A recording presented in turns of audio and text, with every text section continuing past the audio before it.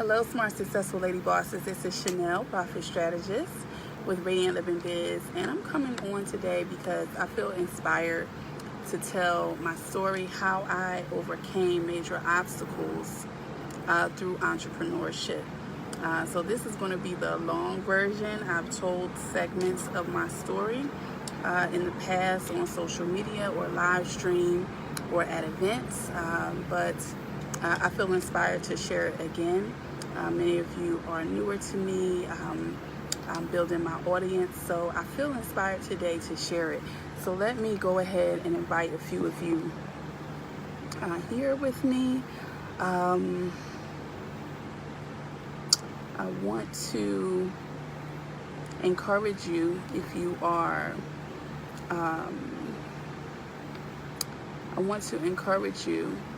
if you're coming in and watching the replay, to go ahead and type replay in the comments.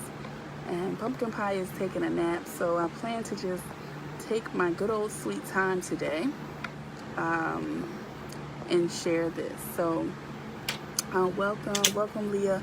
And please confirm I'm on my personal Facebook page. I believe I am, but I just want to make sure that I am. So if you could just let me know in the comments, that would be great. But I'm just going to get started. Just want to talk to you ladies about my story and how I was able to overcome some things in my life, and prayerfully this will encourage some people if you are going through similar struggles in life. Everybody goes through something at some point, right?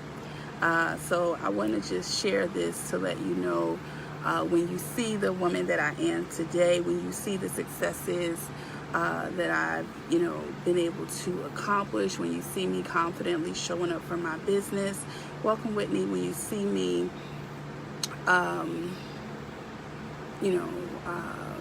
working with my clients, the results that I'm getting, it didn't start there. I did not start there, right? So I'm just going to tell you a little bit about my story, right? So today you know me as Chanel Washington. I come on, introduce myself. I'm a profit strategist, serial entrepreneur, registered nurse, business consultant, author, Pumpkin Pie's mommy, and Philly girl living in the A. And I work with smart, successful lady bosses, helping them earn their next six figures. This year, to date, I've generated $95K in multiple businesses, startups, ventures for myself and my clients through Radiant Living Biz. I've been able to successfully publish my second book, Clients and Cash Flow, 10 Steps to Scale Your Business to 10 to 20K months. This is something that we're really excited about. This is my second book that I've been able to publish. I'm working with my dream clients. I travel frequently. I've replaced and exceeded my nursing income. I'm able to, do things for my family, help others, make decisions on who it is that I'm serving, see my business thrive, be able to work with my coach, the coach that I choose to work with, and be able to continue to level up in my business. All these things are amazing blessings, but it did not start out that way. I have experienced some significant setbacks, obstacles in life that have brought me to this point, and I'm going to share some of them with you. I'm going to tell you a little bit about my story, how I grew up. I'm from Philadelphia. I'm my mother's oldest child. My mom, had me at, I believe, the age of 16. Grew up as a single mom.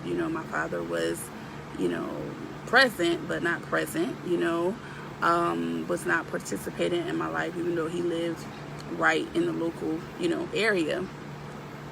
So I grew up really, with a lot of loving support under, my grandmother. We lived in my grandmother's home, and a lot of extended family, aunts and uncles and cousins. So I grew up with a lot of love around me. Hi, Whitney.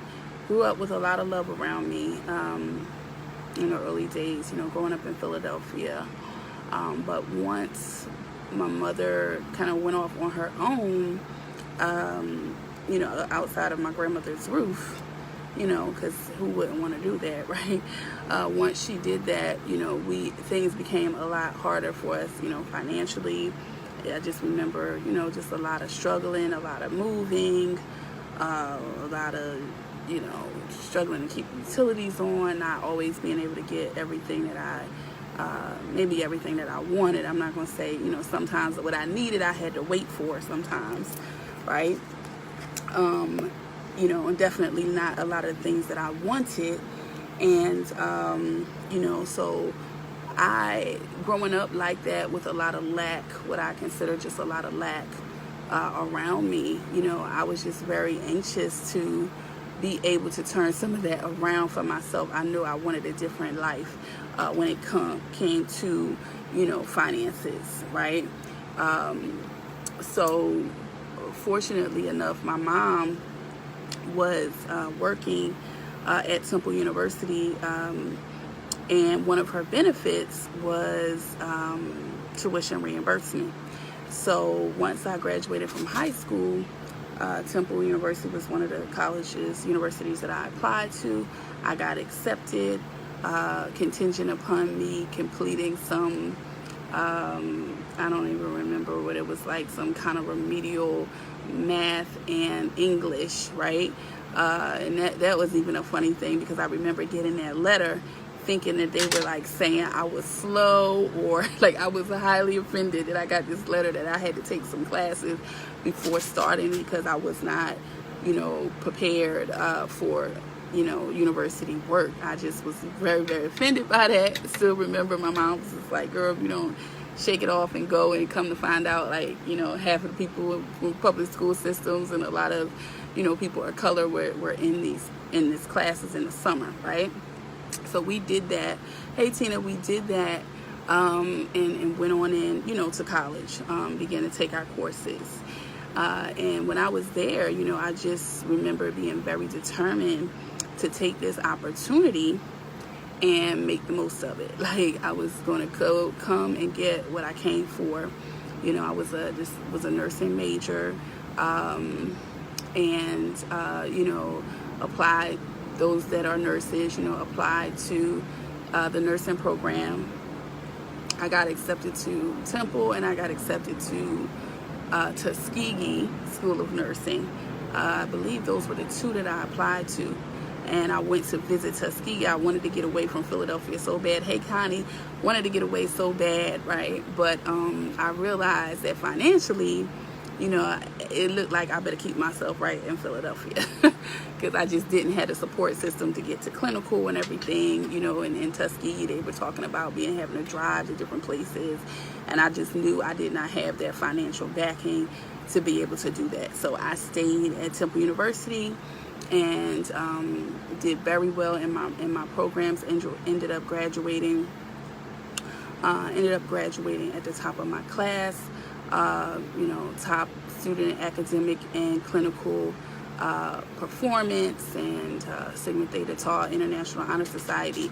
Like, I was really, really focused and determined, right, to be able to provide a different life for myself. So at this time, okay, no problem, Connie. At this time, I was,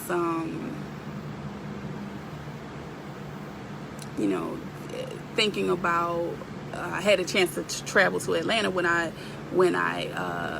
graduated, when I got accepted to Tuskegee, right? So once I got to Atlanta, I'm just like, oh my God, I fell in love with Atlanta. I'm like, I want to go back to Atlanta. I want to live there. And I had my whole thing mapped out. I want to go to Emory University for grad school. I had all these aspirations. I just was really, really, really an excellent student. So I was just always looking at other opportunities and different things about what was next for me.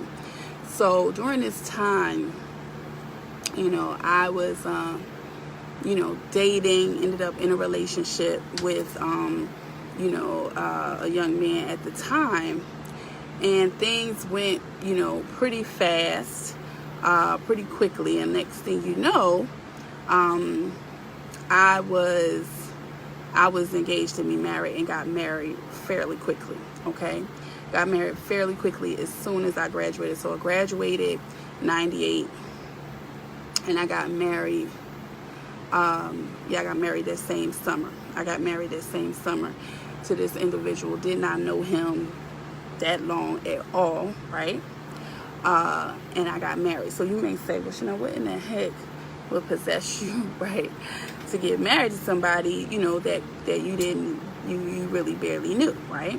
So I want to stop here and take a minute to talk about that for a minute, right? I talked a little bit about, you know, growing up and not having, you know, my father around in my life and different things, and I felt like I was longing for, you know, something that I was missing. So as soon as I got, you know, a certain kind of attention or feeling wanted or loved, and not to take anything away from my mother, my grandmother, my other family that did show me a lot of love, right? Something was still missing, you know, something was still missing inside of me. And I was very naive, number one, okay? I was very naive, and then I was also very, welcome Indigo, hey everybody. Well, I'm not going to be saying hi to everybody really quickly if everybody could keep greeting people as they come in, because I just want to stay on track with my story, because this is going to be the long version. So, what I was saying was, so I was naive, number one, and then I was also, what is the word that I'm looking for? What is the word that I'm looking for? I can't think about it right now. But yeah, so it just made it very easy for me to kind of fall into this type of relationship. You know, you can attract certain people, you know, into your life. It's not about, it's never like, well, how did I find myself here? Or how did this happen to me? Or, you know, you really, if you pay attention, like it can be certain things within yourself, right, that can lead you to certain kind of relationships or certain patterns in your life, right? So for me, that fatherly, you know, relationship, that feeling of a protector, of a provider, of a certain kind of masculine love, you know, was missing in my life. And so, you know, an individual that came along, like, and appeared to have all of these things and, like, you know, kind of like swoop me up, you know, I just went for it, right? I just went for it. And it wasn't, you know, it was not a wise decision. And it was not a wise decision. And because I was the type of young woman who was pretty on top of my game, you know, as far like, you know, I wasn't into all kind of craziness. I went to school, you know, I was pretty like a good girl, you know. I didn't really hear a whole lot of, you know, I'm not going to say I didn't have a whole lot of guidance, but people didn't really have to guide me much in my life, you know, for the most part. So when it came to this, you know, I was pretty much doing my own thing, right? And I know at the time, because I don't want my mom to hear this and say, what are you talking about? Like, you know, I know my mom and my grandmother, you know, she's transitioned now, but I know they said something, but it wasn't like, hold up, you know, wait a minute. You know, it was kind of like, all right, let me just see how this goes. If it don't work out, you know, blah, blah, blah, right? I had no clue. The impact of what, you know, what would the outcomes could potentially be in my life, right? So, because, you know, got into this relationship right out of college, had all of this potential, you know, the next thing you know, trying to make a kind of just move through the story, right? Got into a marriage with broken self-esteem and really didn't realize it, right? At a young age, okay? Where, you know, the path of my life and how I wanted to do things was now, you know, we all now are grown, so you know how relationships, you know, how complex relationships can be. So you can imagine, you know, at the age of 21, right? At the age of 21, getting married and how you have your whole life ahead of you and you coming together with a different, you know, a totally different individual, not even knowing them, you know, a year, how that could potentially play out, right? So as a result, excuse me, as a result, I ended up experiencing a lot of emotional abuse in my marriage, okay? Mental, emotional abuse. You know, I was a very, like I said, I was a bright young woman. I was a determined young woman. I just had all of this light and energy. Like, I want to almost post a picture below this of myself, like my graduation picture. Like, if you could just see, like, the light, you know, in my eyes, and just totally beautiful, you know, inside and out. And I just allowed this individual to just suck the life out of me, like, you know, through the emotional abuse, mental abuse, breakdown, and found myself very, very depressed. You know, I by that time we did move away from home because I was just so ready to go, you know, get away from Philadelphia. Came to Atlanta as soon as I finished school, you know, by 99 that spring. I moved to Atlanta with my ex-husband at the time. And was going through this. Now I'm away from my family, and it's really, really starting to show. You know, the emotional abuse is really, really kicking in, and I don't even have my family, you know, around me. And I just felt totally trapped. I felt trapped, like, you know, wow, you know, okay, I'm married now, and I really wanted my marriage to work because, you know, in my family, a lot of the marriages had not been successful, and I just wanted to have this certain family life. And I'm just feeling like I'm stuck, okay? That's another point I want to kind of sit here and talk about, that, you know, you always have a choice in your life. Like, you always have a choice. You don't have to do anything. You don't have to continue to do anything. And, you know, I just felt like I was stuck because if I made a decision, you know, I was a failure, or I was giving up, or I was whatever, like, you know, where the point is that I was in an emotionally abusive, toxic relationship that was sucking the life out of me, and I needed to be going from it, right? So there was a few attempts that I made to be going from it, but I found myself pulled right back into it, okay? Pulled right back into it. So that's a lesson that I learned. I talk about it in my first book, Radiant Living, How to Abide in Joy, Confidence, and Abundance, is trust your intuition. My intuition told me, you need to get the heck up away from this relationship. Like, you need to go, right? And I knew that, okay? But I allowed to just listen to my ex-husband, listen that, you know, that mental control, you know, and just got sucked back in to somewhere that I did not belong. And the end result was, I found myself, okay, after not listening to my intuition, going back with him, you know, finding myself in a position where I ended up in Gwinnett County Jail, to make a long story short, okay, from a domestic dispute. Yeah, right. So you can imagine. Now I'm arrested, okay. I'm facing charges. This is the same girl that's, you know, graduated, top of her class, you know, registered nurse, you know, pediatric nurse at the time, you know, working at my dream job at a hospital that I, you know, wanted to work at. Just amazing opportunities all around me, my whole life in front of me. And now I'm finding myself facing charges, right, from a domestic dispute with this individual. So, right, whole life flipped totally upside down. Whole life flipped totally upside down. A lesson from that, you know, as far as what I was facing and what brought me to that point, you know, I had a choice on how I could have responded to the situation that I found myself in, right?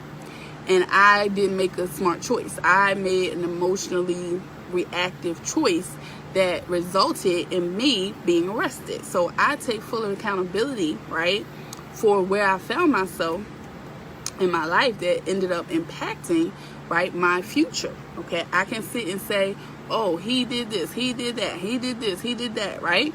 But Chanel is responsible for her choices. Chanel is responsible, for how she responds, and we are all responsible for how you respond to situations, other individuals, other circumstances that you find yourself in. You do not have to respond the way your lower self, right, wants to respond, which is exactly what I did, and I had to pay the price for it, right? So as a result, okay, I found myself in a situation going back and forth to court, having my professional license that I worked very hard for, tarnished because of these, domestic disputes or domestic dispute. Didn't matter that I was the one being emotionally abused or being abused or all kind of stuff happened. Didn't matter, right? According to the county that I was in, I broke the law. So I had to pay the consequences from that, So there was a lot of legal obstacles that I faced, that were in front of me. Now I'm a professional, registered nurse. But because of the disputes that I had, now I had to face this going to work, and I had to talk about it, right? Thank God, it could have been a point where I was incarcerated for a long period of time, okay? But it ended up being probation and first offender status and fines and, being restricted to can't travel in the state, etc. So I dealt with that for years. It caused me, a lot of anxiety, always having to worry about, okay, I'm qualified for this job, I want to get this job, or I'm working in this job, and then this is coming up.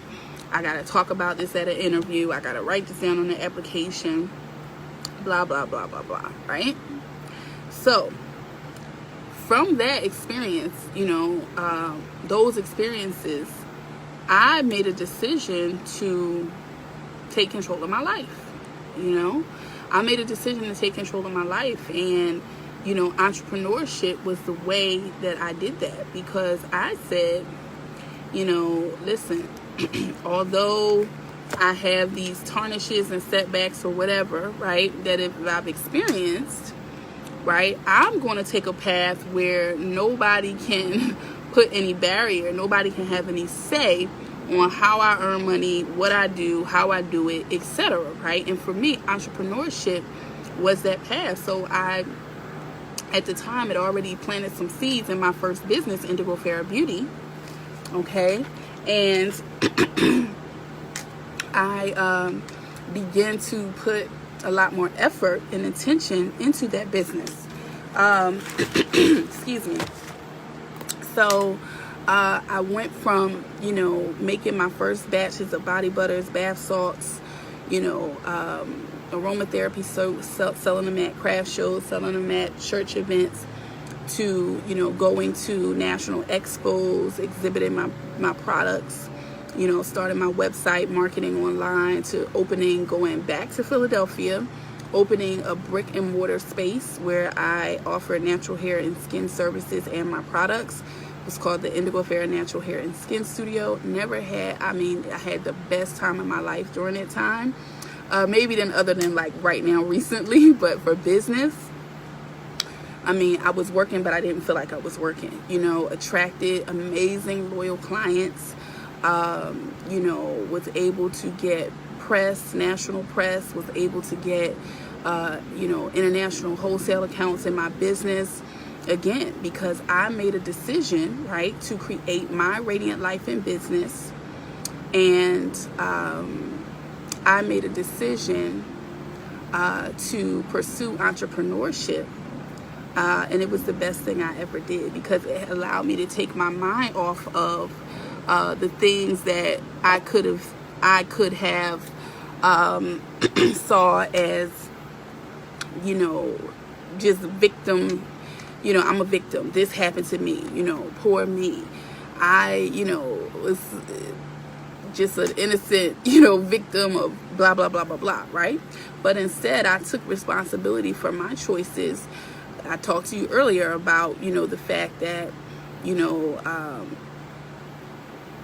just being more, just standing in your power more. That's what I learned, you know, talked about the whole reason how I got into the relationship, moving fast, not really knowing a person, not really knowing myself, the expectations around everything. And I just try to learn the lessons, you know. I try to learn the lessons and get the wisdom from it, learn how to treat myself so I could teach other people how to treat me. And it made a world of difference in my life, you know. So I eventually, you know, was able to overcome those feelings of depression, of anxiety, of feeling like, you know, I lost so much, of the fact that, you know, the victim mindset. Instead of being a victim, I just took my power back and put my energy into my businesses to be able to generate, you know, income so that I could have a better lifestyle, right? So those are some of the things that in part one, right, of my story, hey Blanca, that happened and that I learned, you know, through my first business, Indigo Fair Beauty. And through that, you know, it had its successes, but I also made a lot of mistakes. You know, I also got to a point where, you know, I prayed for this success in my business. I was making money in my business. I had clients, I was booked, all kind of things. And then I began to sabotage my success because, you know, oh my goodness, like now I'm actually getting a success, and what if this, what if that, what if this, what if that, or I want this, I want that, I want this, you know. And I began to slow myself down subconsciously, not take full advantage of opportunities, right?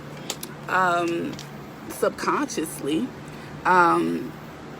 feeling like, wow, I felt like one of the things that I did is that I had a fear of success subconsciously, that I knew that I was going in a certain path, and I was indeed, but I slowed myself down because it was not a comfortable feeling. You know, well, what if I'm too successful? What if, you know, I get to this point and, you know, I'm not going to be able to get married. I'm not going to be able to have kids because I'm working too much, and blah, blah, blah, blah, blah. And men are going to be intimidated by me, and all these things that I was telling myself. And I subconsciously slowed myself down in my business, didn't take care of certain things that I needed to up-level myself and grow and scale when I had the full potential and capability to do that. But I did that to myself, right? So those are more lessons that I learned along the way, okay? Fast forward. Now, back in Atlanta, moved back down to Atlanta. I spent some time in the DMV area doing business, went back to grad school, you know, working, still able to work, but I still had a lot of struggles at times, you know, where, you know, my background would come up, you know, and it felt like it was still a limitation at times. You know, I knew that based on my experience and my credentials, I should have been, you know, further ahead in my career, but because of these setbacks or tarnishes, it was still an issue. So moving fast forward, I'm getting closer to 40 now, and I found myself pregnant with my daughter, okay? So super excited because, you know, I'm expecting my first child. I'm in Atlanta, you know, working, and just excited and like, okay, I'm having a baby, right? Really excited about this, you know. I'd known her dad for some time, and he was actually living overseas in Jamaica. So we're expecting our first daughter, expecting for things to come together, you know, for him to come here, and that was the plan. And have my daughter, you know, I'm advanced maternal age, so I'm taking all of these tests, going back to the doctor for more appointments than, you know, than average or whatever, right, because of my age, and ended up having a beautiful, healthy little girl, okay? You might know her as Pumpkin Pie. So this is you know, 2015 when I had my daughter. Yeah, 2015. She's born in October. Okay, so have my daughter. By this time, my beauty business, before she was born, I made the announcement that I was going to slow down and close my doors because I did not know what to expect, you know, being a mom. My business was very labor intensive. It took a lot of my time, and I just did. Those of you who manufacture, you know what I'm talking about, right? A lot of trips to the post office, waiting on UPS, doing this, doing that, and I'm just like, I gotta slow down because I just need to be a mom, and I need to figure out what's gonna be what with this. At the same time, I thought about everything I learned from Radiant Living, from Indigo Fair Beauty, from my first business, and I wanted to do more consulting. So I decided to begin to put passive income products together. I put my first digital product together while I was pregnant with my daughter. I was determined that before I went into labor, I was going to have a signature product, digital product ready so that I could get paid in my sleep when I brought my baby home. And that is exactly what I did. I would go live on Periscope, while I was pregnant. After I was pregnant, I was still marketing my business, pushing to reach my goals. After I had my daughter, I had to go right back to work. Okay, like right back to work. She was 5 weeks old, and I had to go right back to work to earn money to take care of us. So that part, wasn't fun, because by this time she was born in late October. So it's cold outside. I was working a day shift, 12-hour shift. I had to get up by 4:30 a.m. in order to get her ready, get a newborn ready, get me ready for work, get out the door, take her to a daycare, drop her off, and be able to try to get to work at 7 o'clock in the morning, where I lived about an hour away. It was not fun at all. I was like, this life is just not, this is just too much. It was, I felt like all the work, I was doing, I was putting it right back out. I just did not have, I was not generating enough money, and I felt like I was just spending too much time away from my daughter when if something happened, or, as she got a little older and she started getting sick, if she had a fever, I had to come pick her up, and it was an issue with work, and it just became a lot, right? So the second major thing in my life, the second major thing that was a tragedy and loss, was that after I had my daughter, and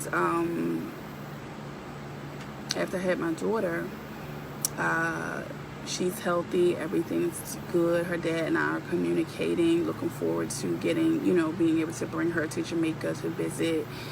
In the meantime, my grandmother at the time was ill and was on hospice care. And we kind of anticipated my grandmother, that we were just overjoyed that she made it to see my daughter being born and everything. So she's the one we had our eye on, So I made, as soon as they cleared me to travel with my daughter, I took her to Philadelphia to see my grandmother.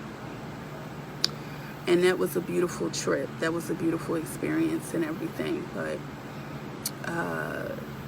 shortly after that, in January, we got news that her father transitioned suddenly in Jamaica.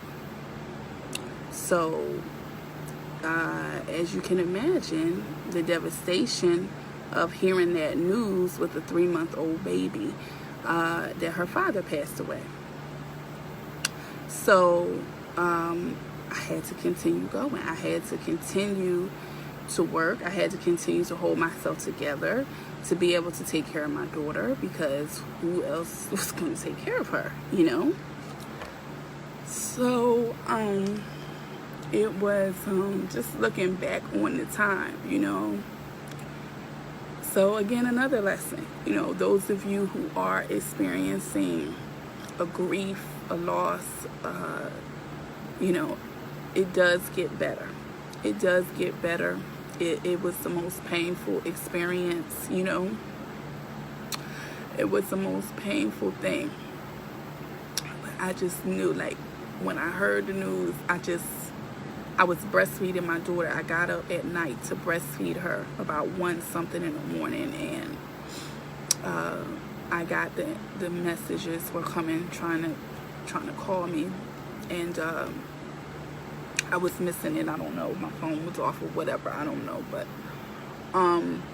it wasn't too long after that I got up to breastfeed her. Yes, thank you, Connie. I got up to breastfeed her, and that's when I saw the news, and I was just like, it just felt like, I describe it like it was like something slipping through your fingers that it's just gone, like, and it was just like I had to be still for my daughter. Like I had to, you know, I just felt like, I don't know, like I'm trying to think back, you know, on that day, and I'm thinking about I had a great support system, you know. I had a great support system of people that came to me right away. You know, again, none of my blood family was around, but my friends came to me and just held me and, you know, took care of my baby and cooked me some food and just cleaned up for me and just helped support me, you know, for that day or so. But time still, I had to now find, okay, I had to get myself together, go back to work. Okay, now this is the thing. I went back to work thinking, okay, if I go back to work now, when I have to go travel to Jamaica for the funeral, they'll be more flexible, blah, blah, blah.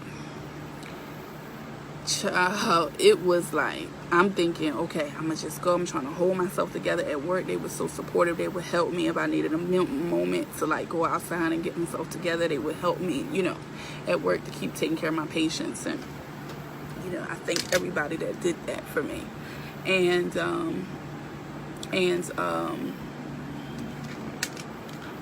so I'm just trying to think and remember.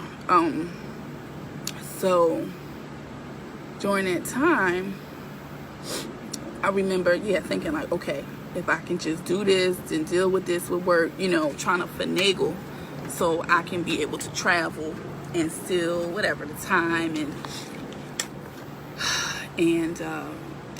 those are the times, you know, the things that push me when you feel like, oh, business is so hard, or this is so hard, or I can't. You know, when you have life situations like what I experienced, right? And what some of you may experience, any kind of loss or tragedy or bereavement or anything, sickness or anything.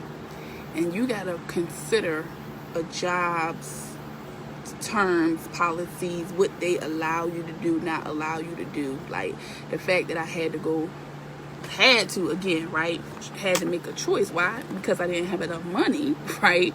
Why else would I go? If I had enough money where it was a non-issue, why would I go back to work on a Monday when I lose my daughter's father on a early Saturday morning? Why else would I go? So people that say money don't matter, right?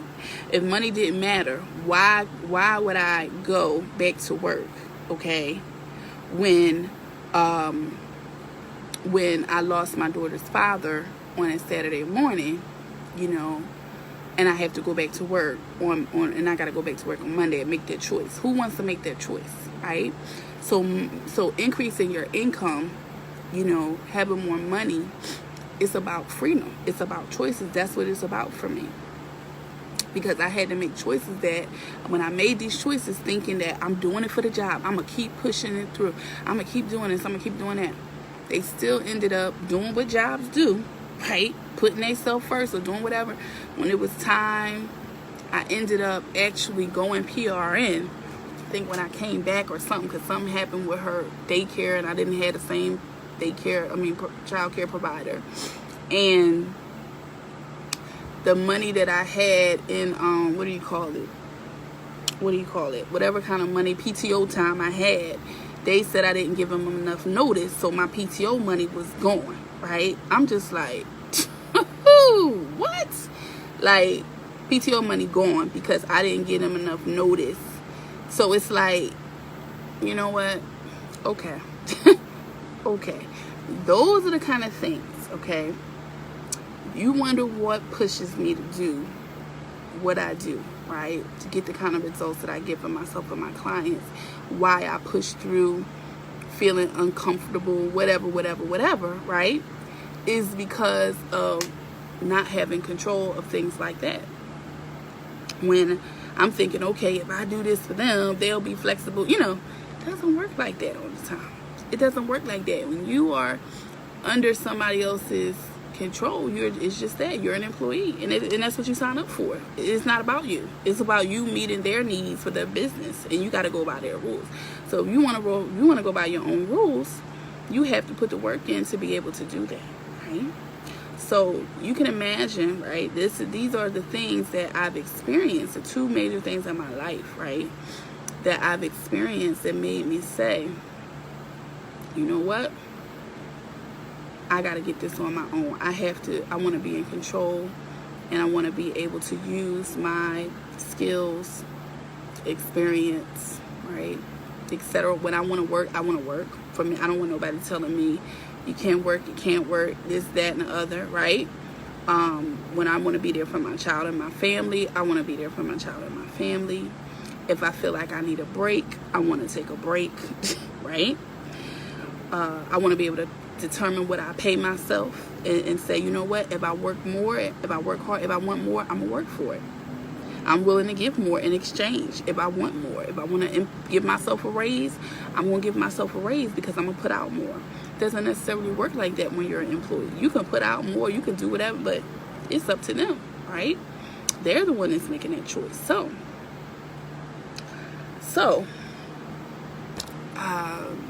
after the services, after the funeral, come back home, I'm still working.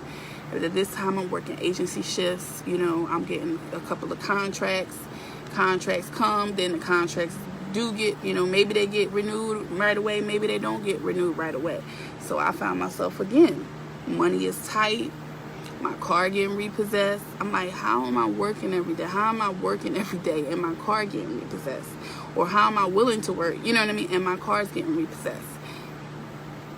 I'm like, you know what? I gotta own it. I gotta turn it around, right? I have to turn it around. If I say that this is what I want for my business, what do I have to do, right? To generate the income in my business that is going to allow me to experience the freedom and the lifestyle that I want. And I got very clear about that. I got very crystal clear about that. Positions came and went. Got another position that supposedly was, a great job, business card, desk, etc. Ended up getting a pink slip from that. That was a turning point for me to say, you know what? I'm not turning back. I'm not looking for another full-time job. I'm hiring myself full-time. I'm putting all my energy and concentration into Radiant Living Biz. And I did just that. I invested with my coach to do the work, to believe, invest, and do the work. And from the time that I had that pink slip, I gave myself about 48 hours to have some wine and have sob stories with my girlfriend. After that, I went straight to work. I was not playing any games. I went from 2K months, scaled my business in a short period of time, to 10K months consistently by the beginning of this year, 2018. Consistently hitting 10K months in my business. My dream clients seeking me out, my program successful, my clients getting results. And as of June, hit 18K months in my business, where I'm able to now keep my daughter with me. She travels with me. We've been back and forth to Jamaica about 3 times in the last 12 months. Went to our family reunion. Just came from Colombia visiting family, like creating my radiant life and business. So the moral of the story, is, right? Yes, you are accountable for everything that happens to you or does not happen to you in your life and business. You can absolutely take control and turn things around no matter what the obstacle is. It doesn't have to stay that way. It may be painful for a time. It may be difficult for a time. It might be an uphill struggle for a time. But if you say, you know what, I'm not going to be a victim I'm not going to allow this one thing to keep me stuck. There are, I believe in the power of entrepreneurship, and I'm talking to those who are entrepreneurs, and you may have had, some things like me that seem like, that have been obstacles, that have been struggles, that have been challenges, right? But you push through and you persevere. And success can meet you on the other side if you decide that you're not going to give up, that you don't get discouraged, right? That you're willing to put the work in to see the results that you want. So that's my story, everyone. That's my story. I just felt like sharing it today, the long version. Typically, I've shared either the first half or the last half of my life. Right now, I'm 42 years old. I'll be 43 this year. And, I've had things that happened in my 20s, right? And now I have things that happen in the later years, in my 40s. And you go through things in life, right? But it's all about how you bounce back. It's all about the people that you surround yourself with. It's all about your spiritual footing, right? Your faith in God and your willingness to take your power back and do your part, okay? Because it's not always fair. It's not always, why did me? Why did this happen to me? I didn't do X, Y, and Z to make this happen, right? But we don't have all the answers in life. But it's all about how you respond to it, what you're going to do to make your life better. Nobody else can do that for you. I could have just decided to just, oh, well, this is just it. I got to deal with it, poor me. Let me just sit and hold my head low and, I made some mistakes this time around. It didn't work. So, oh well. And now I got to deal with, this situation with my daughter. I'm going to stay down. I'm going to stay hurt and depressed. No, why? I'm still living. I miss her dad tremendously, right? But I still have to live.